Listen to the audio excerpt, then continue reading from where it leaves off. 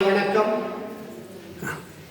நாம் ஒவ்வொரு பிரதோஷ தினத்திலும் ஒவ்வொரு நாயன்மார்கள் பற்றிய செய்திகளை சிறப்பாக பார்த்துக் கொண்டு வருகிறோம். அந்த அடிப்படையில் இன்று நாம் பார்க்க போகும் நாயன்மார் அப்போதி அடிகள் நாயன்மார். அந்த அப்போதி அடிகள் சிறப்பாக சொல்வார்கள், அருணன்றி அப்போது அடியாருக்கும் அடியேன் என்று திருஞான சம்பந்தர் மிக சிறப்பாக பாடியுள்ளார்.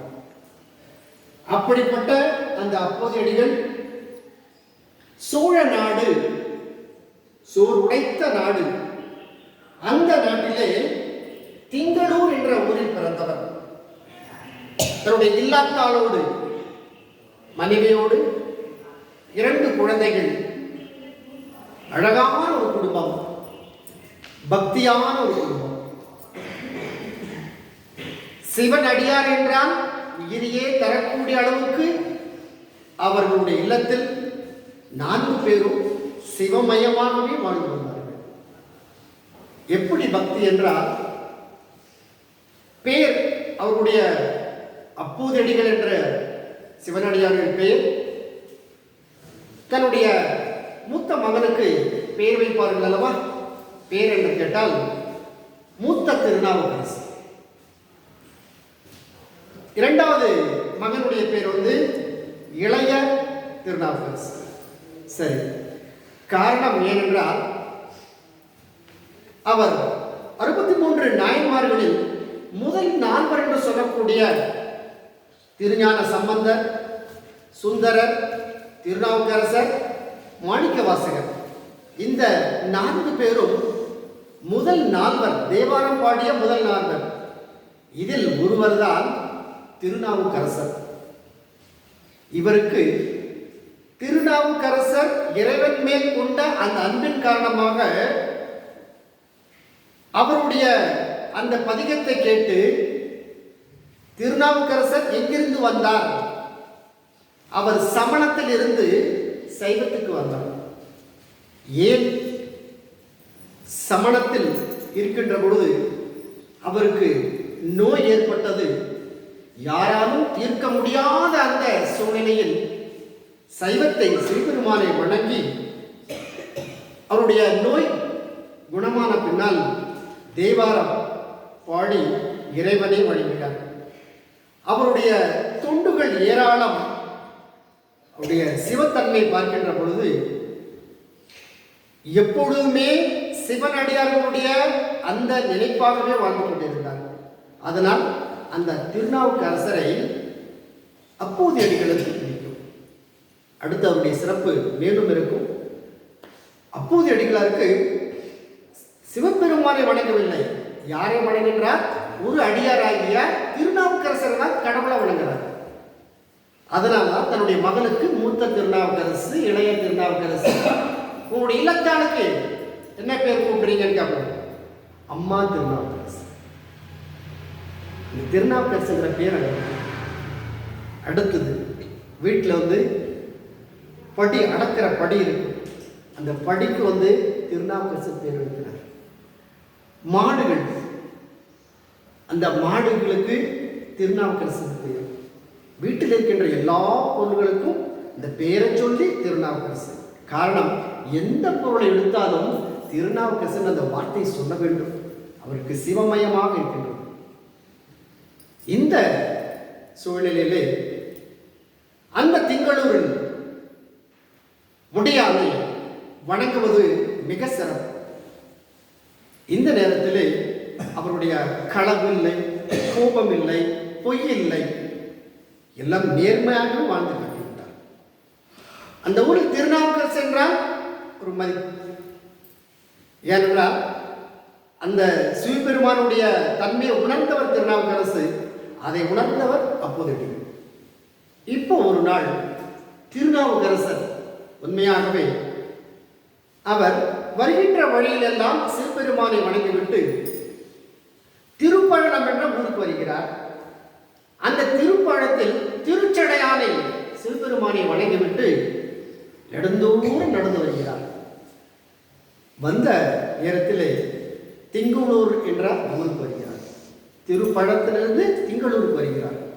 வந்த உடனே களைப்பு, வெயிலுடைய தாக்கம் அதிக, கோடை காலம், வெயில் அதிகமாக இருக்கின்றது. அதனால் எங்கேயாவது குடிக்க நீர் கிடைக்குமா என்று பார்த்தார். கண்ணுக்கெற்ற தூரம் வரைக்கும் எந்த ஒரு வீடும் இல்லை. கடவுள் பார்ப்பார், சிவனுக்கு தெரியும் என்று சொல்லிவிட்டு திங்களூருடைய எல்லை கடந்து உள்ளே வருகிறார். அங்கே தண்ணீர் பந்தல், திருநாவுக்கரசர் தண்ணீர் பந்தல். அங்கே திருநாவுக்கரசர் வேண்டிய என்ன பழம் கொடுக்குறாங்களா, நீர்மோர் கொடுக்குறாங்களா, அந்த பந்தல் முழுவதும் எங்கே பார்த்தாலும் திருநாவுக்கரசர் திருநாவுக்கரசர் திருநாவுக்கரசர். இவர் அங்கே வந்த உடனே பார்க்கின்றார், இன்னும் தண்ணீர் பந்தல் ஒவ்வொரு இடத்திலும் திருநாவுக்கரசர் எழுதியிருக்கிறார்களே, யார் இந்த ஊரில் புண்ணியவானோ அவர் நமக்கு இந்த பருக நீரை தருகின்றார், அவருக்கு வணக்கத்தை சொல்லிவிடலாம்.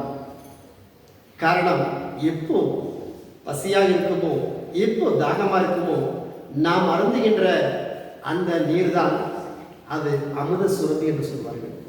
பசிக்கு கிடைக்கிற அந்த உணவு, தாகத்துக்கு கிடைக்கிற அந்த நீர்.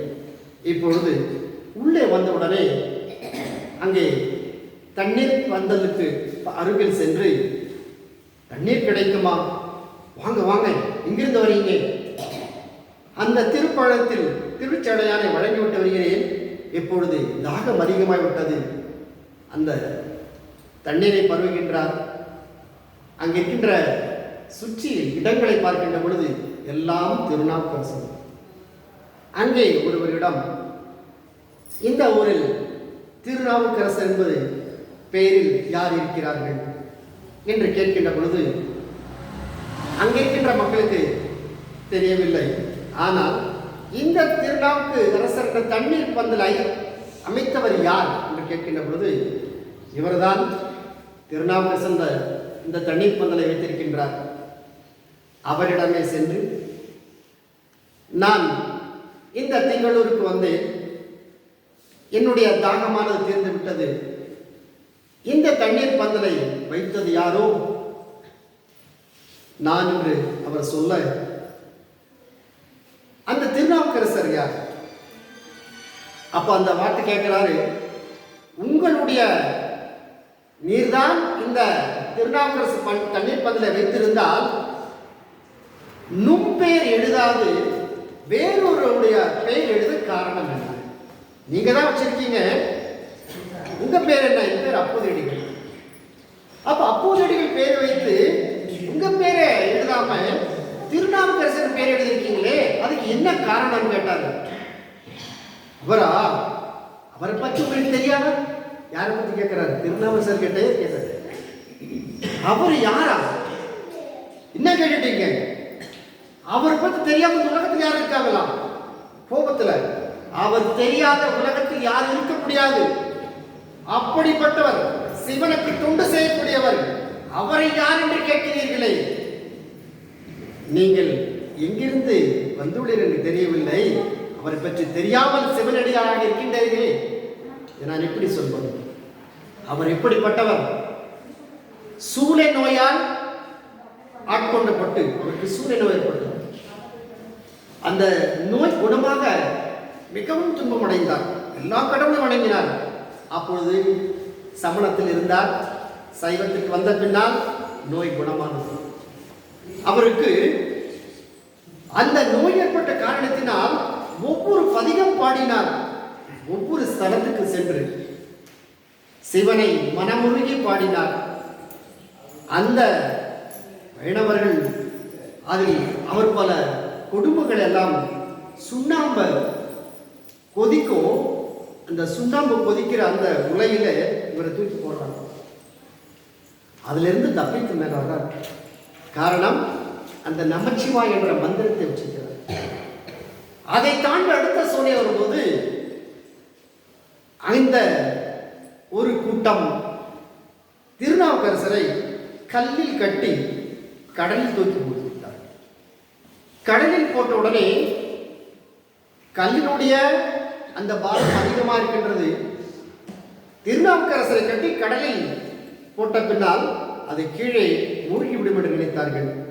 அப்பொழுது அவர் மிதந்து மேலே வந்தார். அதற்கு காரணம் வணங்கினார். சொற்றுணை வேதியன் சொதீவானவன்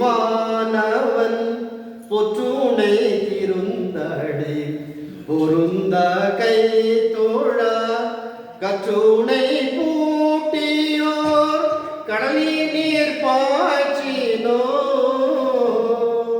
நற்றுணையாவது நற்றுணையாவது நமசிவாயமே. இந்த பதிகம் பாடுறாரு.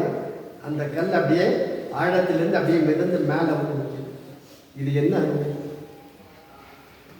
இப்படி சூளை நோயிலிருந்து வந்தவர், அந்த சுண்ணாம்பு கால்வாயிலிருந்து திரும்பி வந்தவர், கடலிலிருந்து மேலே வந்தவர், அவரை பற்றி தெரியாம கேட்டுட்டு இருக்க நீ எல்லாம் சிவனடியாரா? திருநாவுக்கரசர் கேட்கிறார். சரி, இப்படியெல்லாம் சொல்லிட்டாங்க. இப்போ சொல்லிட்டு போயிட்டார். அவருடைய இல்லத்தை பார்க்கணும். அந்த இல்லம் எங்க இருக்குன்னு கேட்கிறாரு. இப்ப பேசினவர் போயிட்டாரு. இவருடைய வீடு எங்கேன்னு கேட்டீங்களா? வாங்க அழைச்சிட்டு போறேன்னு சொல்லி பாருங்க. இந்த கோயில் வழியா நீங்க போனீங்கன்னா அந்த தெருவில் தான் திருநாவுக்கரசர் இல்லமே போட்டிருக்கோம். அதுதான் வீடுன்னு சொல்லுவாங்க. திருப்பியும் நடந்து திருநாவுக்கரசரை பார்க்க, அந்த அப்பூதடிகளை பார்க்கறதுக்கு இந்த திருநாவுக்கரசர் போறார். அங்கேயும் அப்பூதடிகளுடைய வீடு தான், ஆனா இல்லம் திருநாவுக்கரசர் இல்லம். திருநாவுக்கரசர் நடந்து போறார். வாசலுக்கு முன்னால் நிற்கிறாரு. இவருக்கு பின்னாலேயே சிவனடியார்களுடைய கூட்டம் அப்படின்னு நான் போறோம். தூரத்தில் வரும்போது அப்பூதடிகள் பார்க்கிறாரு. இன்னும் சிவ மக்கள் தொண்டினை செய்யக்கூடியவர்கள் நம் இல்லத்திற்கு வந்திருக்காங்களே. வெளியில திருநாவுக்கரசர் நிற்கிறாரு, இவர் உள்ள இருக்காரு. வந்தவங்கெல்லாம் அவங்களுடைய சிவாய நமம் அந்த மந்திரத்தை வச்சு உள்ள யார் இருக்காங்க வெளியே வந்து பார்க்கிறாரு. திருநாவுக்கரசர் வெளியே நிற்கிறார். பார்த்த உடனே வீட்டுக்குள்ள வரவழைச்சு சிவனுடைய பார்த்த உடனே அப்பூதியடிகளை வணங்குறாரு. அதற்கு முன்னாலேயே திருநாவுக்கரசர் அப்பூதியடிகளை வணங்குறார். அவரு வயதில் மூத்தவர் திருநாவுக்கரசர். அவருக்கு முன்னாலேயே அந்த அப்பூதியடிகளை வணங்கி உள்ள போறார். உடனே யாரும் தெரியாது ஒரு சிம்மாசனத்துல வர சொல்லி உட்கார வைக்கிறாரு. பார்த்த உடனே இங்க கேட்கிறாரு, உங்களுடைய பேரை எழுதாம எல்லா இடத்துல நீங்க திருநாவுக்கரசர் பேர் போட்டிருக்கீங்களே, அவர் யாருன்னு திருப்பி கேட்கிறார். மறுமுறை கோபம் வருது. அவரை தெரியாத உங்களுக்கு நீங்கெல்லாம் சிவனடியாரா? அப்போ அவர் சொல்றாரு, இந்த சூளை நோயினால் ஆட்கொண்டு எதுக்குமே பயன்படாத இந்த உடம்பினால அந்த இறைவனை பாடி ஏதோ உயிர் வாழ்ந்து கொண்டிருக்கிறேன் உங்களுடைய அருளால். அப்படிப்பட்ட சிறிய நான், எளிமையான அந்த அடியார் தான் நான் என்று என் பெயர் திருநாவுக்கரசர். என் பெயர் திருநாவுக்கரசா. இது வரைக்கும் திருநாவுக்கரசர் பார்த்ததே கிடையாது. யாரை வணங்கிட்டு இருக்காரு? அவரை தான் வணங்கிட்டு இருக்காரு. ஆனா பார்த்ததே கிடையாது. சாட்சாத் இறைவனே என் முன்னால நிற்கிறாங்களா அப்படின்னு நினைச்சு எல்லாம் சிவமயம், எந்நாட்டுடைய சிவனையை போற்றி, எந்நாட்டிற்கு இறைவா போற்றி, எங்கும் இருக்கின்றாய், எதிலும் இருக்கின்றாய். இத்தனை நாள் திருநாவுக்கரசர் யார் என்று தெரியாமலேயே அவர் பெருமையெல்லாம் தெரியும். அவர் யார் என்று பார்க்கவே இல்லை. காலில் விழுந்து வணங்குறாரு. கடவுளை நேராக பார்த்து விட்டேன். இதற்கு மேல என்ன வேணும்? சிவபெருமானால வேண்டாம், எனக்கு திருநாவுக்கரசர் வேண்டும். கடவுளையே பார்த்துட்டார். மனம் இன்பத்தில் சொர்க்கத்தில் இருப்பதை போல ஒரு ஆனந்த வெள்ளத்தை தாண்டவம் ஆடுகின்றது. என்ன செய்வதென்று அறியாமல் கடவுள் நேரா வந்து உங்களுக்கு என்ன வரணும் கேட்டனா எப்படி சொல்றது? அனந்த கண்ணீர் வரும் அல்லவா? டே உள்ளம் நடுங்கி நின்று, ஐயனே பெருமானே, இத்தனை நாட்களாக நான் வாழ்ந்தது உமக்காகவே, உன் பெயரை சொல்லி பக்தியாக வாழ்ந்து வந்துவிட்டு இப்பொழுது உங்கள் பெயரை கேட்கின்ற பொழுது கடவுளை பார்த்து விட்டேன். வாருங்கள், அமருங்கள், அமருங்கள். சிம்மாசனத்தில் வைத்து அவரை அமர வைத்து உள்ளே சென்று தன்னுடைய மனையாளை அழைத்து 2 மகன்களை, மூத்த திருநாவுக்கரசு, இளைய திருநாவுக்கரசு 2 பேரும் அழைச்சிட்டு வந்து, சாமி வந்திருக்காரு, சிவபெருமான் வந்துட்டார், வாங்க. எல்லோரும் மகிழ்ச்சியா வராங்க.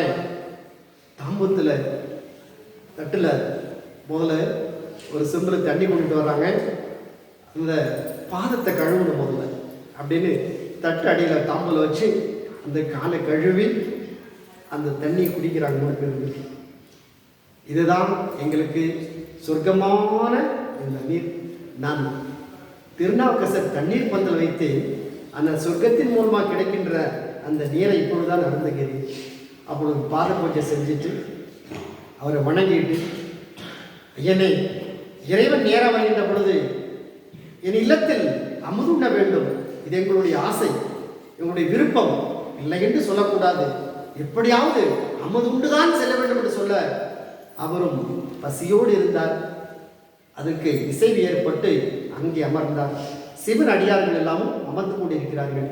என்னுடைய மனையாளிடம் விரைவாக கைக்கறிகள் எல்லாம் சமைத்துக் கொண்டு அறுசுவை உணவு தயாரிக்க வேண்டும் என்று சொன்னார்.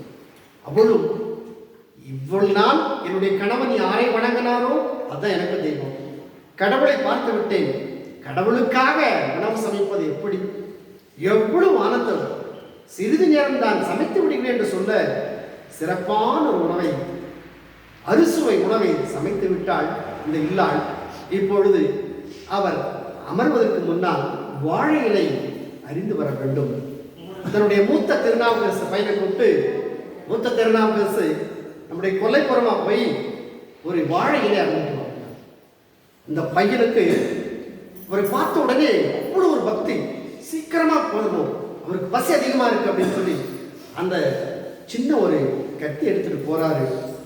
அதை எடுத்து போய் அந்த கொல்லைப்புறமா போய் அந்த வாழை இலையை வேகமா அறுத்துட்டு வரணும். அந்த வேகமா அந்த வாழை இலை அறுக்கின்ற பொழுது அங்கே வாழறா ஒன்று பாம்பு, கொடிய பாம்பு, அது அவருடைய கையை தீண்டி விட்டது. அந்த மூத்த திருநாவுக்கரசு தீண்டியது தெரியும், இலையும் அறிந்து விட்டால் வேகமாக எப்படியாவது அந்த விஷம் ஏறுவதற்கு முன்னால் அந்த இலையை அவருக்கு தர வேண்டும். வேகமும் மூடிட்டு வரலாம். விடம் ஏறிக்கொண்டே இருக்கின்றது. உன்னுடைய இல்லத்துக்கு வர வர அந்த இலையை உன்னுடைய தாயிடம் தருகின்றான். அந்த உடலின் நிறம் மாறுகின்றது. தந்தை பார்க்கிறார், தீண்டிய இடம் தெரிகின்றது. கொடுத்துட்டு, அம்மா தாயே, சீக்கிரமா உணவு கொடுத்துருங்க, சீக்கிரமா உணவு கொடுத்துருங்க அங்கே, ஏன்னா அதுக்குள்ள நான் பார்க்கணும், அவனை சாப்பிட்றத பார்க்கணும். அவர் கொடுக்க கொடுக்க அவனுக்கு விடம் ஏறி மயக்கத்தில் கீழே விழுந்து விட்டான். சிறிது நேரத்திலே அவனுடைய ஆவி அவனை விட்டு பிரிந்து விடுகின்றது. இப்பொழுது உள்ளே சிம்மாசனத்தில் திருநாவுக்கரசர் அமர்ந்து கொண்டிருக்கிறார். தாயும் தந்தையும் மகனை பார்க்கின்றார்கள். மகன் இறந்து விட்டான்ங்கிறது தாய் தந்தைக்கு தெரியும். உணவு தயார் நிலையில் இருக்கின்றது. இளைய திருநாவுக்கரசு பார்த்து கொண்டுதான் இருக்கின்றான். யாரும் பேசல, கண்ணு மட்டும் தான் பேசுது. கணவன் மனைவியுடைய கண்ணு மட்டும்தான். சொல்ல வேண்டாம். ஒரு பாய் எடுத்து வந்து இறந்த மகனை சுருட்டி ஒரு அறையில் வைத்து விட்டு உள்ளே வந்து, சாமி அமுதுண்ட வரணும். இதை எப்படி அமுது வாழையரை அறிந்துவிட்டு வந்துவிட்டான். அமுதுண்ண வாருங்கள் என்று சொல்ல அவரும் சரியாக பசி அதிகமாகிவிட்டது. அமுதுண்ண ஒரு முன் அந்த சிவபெருமானை வணங்க வேண்டும். திங்களூர் இருக்கின்ற முடியானை சிவபெருமானை வணங்கி எல்லோருக்கும் பிரசாதம் அப்படின்னா விபூதி அணிந்து விட்டுதான் நாம் உண்ண வேண்டும் என்பதற்காக அவர் இறைவனை வணங்கி நாம் விபூதியை அணிய வேண்டும் என்று அவர் அணிந்து அப்போதைய அடிகளாருக்கு அணிகின்றார். தன்னுடைய இல்லான் அடுத்தது இளைய திருநாவுக்கரசு. இப்போ எங்கே மூத்த மகன் மூத்த திருநாவுக்கரசு எங்கே? அழைத்து வாருங்கள், திருநீர் அணிய வேண்டும். அப்பொழுது தந்தை சொல்கிறார், அவன் இங்கு உதவான், அவன் இங்கு உதவான். அத அந்த சோகத்துல சொல்ல, அவன் இங்கு உதவான் கண்டுபிடிச்சிருவார். சிரிச்சுக்கிட்ட சொல்ற, உள்ள எப்படி ஓடுது இதயம். இவரு முதல்ல இருக்கிற அந்த தன்மையை பார்க்கிறாரு, இப்போ அந்த அப்போதைய முகத்தை பார்க்கிறாரு. வந்தவர் திருநாவுக்கரசர் கடவுள் அல்லவா, கடவுளுக்கு நிகரானவர் அல்லவா. அவருடைய குரல் மாற்றத்தை பார்த்த உடனே, முகத்தை பார்த்த உடனே அந்த திருநாவுக்கரசு வரணும், நான் உங்களுக்கு விபூதி கொடுக்கணும். அந்த விபூதி இட்ட பின்னால் தான் நம்ம எல்லாரும் சேர்ந்து சாப்பிடுறோம். அழைச்சிட்டு வாருங்க. சிரித்த முகம் அப்படியே குவிகின்றது, விரிந்த மலர் அப்படியே சுருங்குகின்றது. அவன் உதவான், அவன் உதவான் அப்படின்னு பார்க்கும்போது அமைதியாக சொல்லுங்க, யாருமே பேசல. அப்போ மன்னிக்கணும் சாமி, வாழரா தீண்டி விட்டு உடல் விடமேறி விட்டது. எங்கே காட்டுங்கள், இந்த பாயை சுருக்கி வச்சிருக்காங்களா, இந்த விரிப்பு விரிக்கும் போது உடல் முழுவதும் நிறம் மாறி அந்த மூச்சு இல்லாமல் இறந்து கிடக்கிறார். அந்த கணவனுடைய முகமும் மனைவியினுடைய முகமும் பார்க்கின்ற பொழுது அமைதியினுடைய சின்னமாக தன்னுடைய மகனை பார்த்து அழவில்லை, பார்த்து கொண்டு விட்டு இருக்கிறார்கள். இது எப்படி முடியும்? ஒரு கணவன் மனைவி என்ன செய்துள்ளீர்?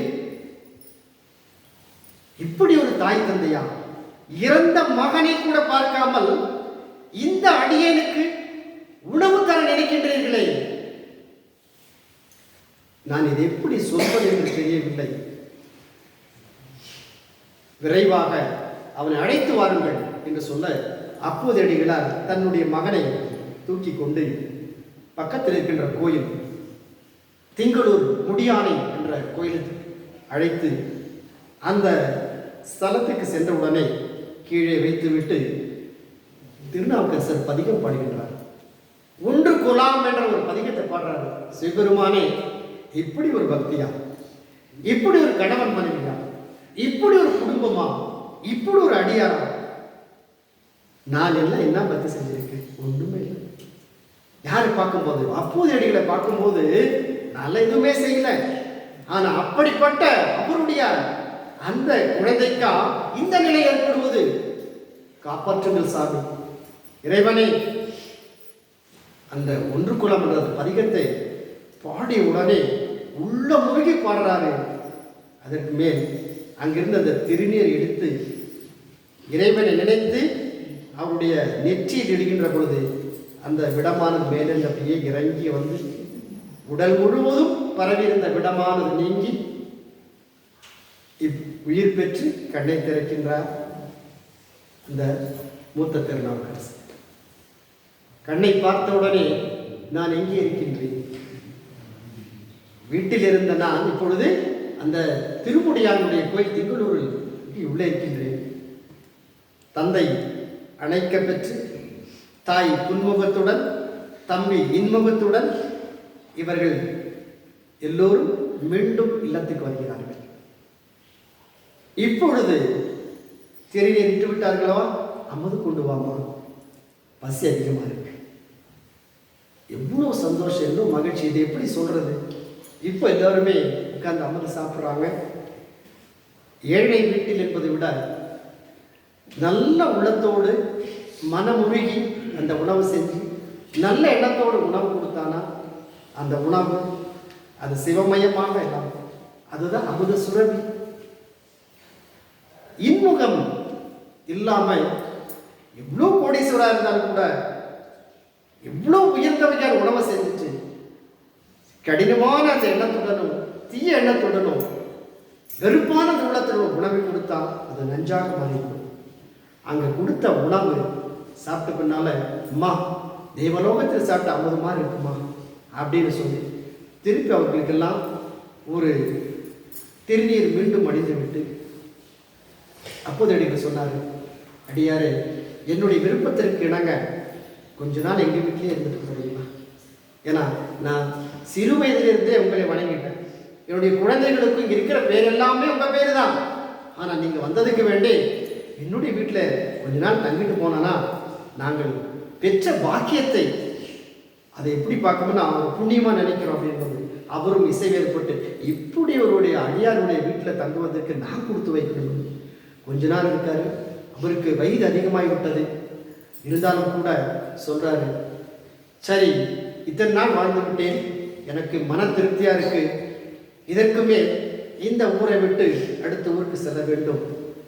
அப்போது அடியாரே, உன்னுடைய அன்புக்கு ஈடேன யாருமே கிடையாது. இறந்த மகனையும் பார்க்க விருப்பம் இல்லாமல் எல்லாம் இறைவனுடைய பக்தி தடுக்கிறாங்க. சிவபக்தி. இறந்த குழந்தையும் ஒரு பாயில் சுருட்டி வைத்து வந்து ஒரு அடியாரை பார்த்தீங்க அல்லவா?